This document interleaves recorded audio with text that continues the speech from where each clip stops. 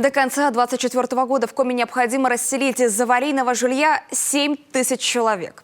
В рамках реализации профильной программы 4 тысячи уже получили новое жилье. Остальные переедут до конца следующего года. В целом, улучшение жилищных условий – одно из приоритетных направлений региональной госпрограммы развития строительства, обеспечения доступным жильем и коммунальными услугами граждан. Ее реализацию обсудили сегодня парламентарии и представители ведомства. До 30 года в Коми ожидается ввод более 400 тысяч квадратных метров жилья.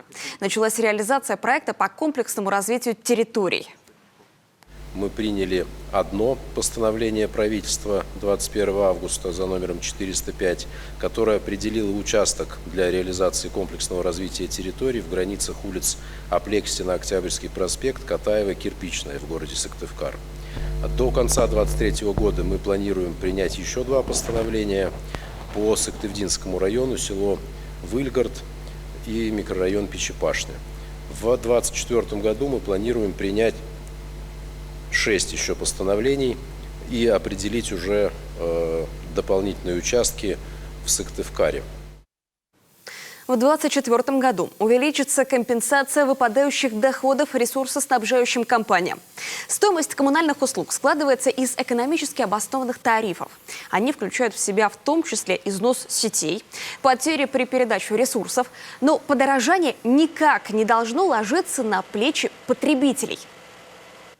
В любом случае жители нашего региона будут платить за жилищно-коммунальные услуги, за коммунальные услуги в пределах установленных индексов роста платы граждан.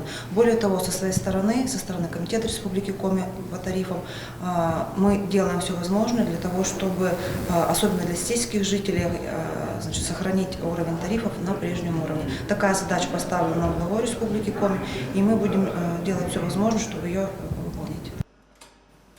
Высокие тарифы, особенно в сельских местностях, связаны и с неэффективными котельными, теми, что пока работают на угле и мазуте.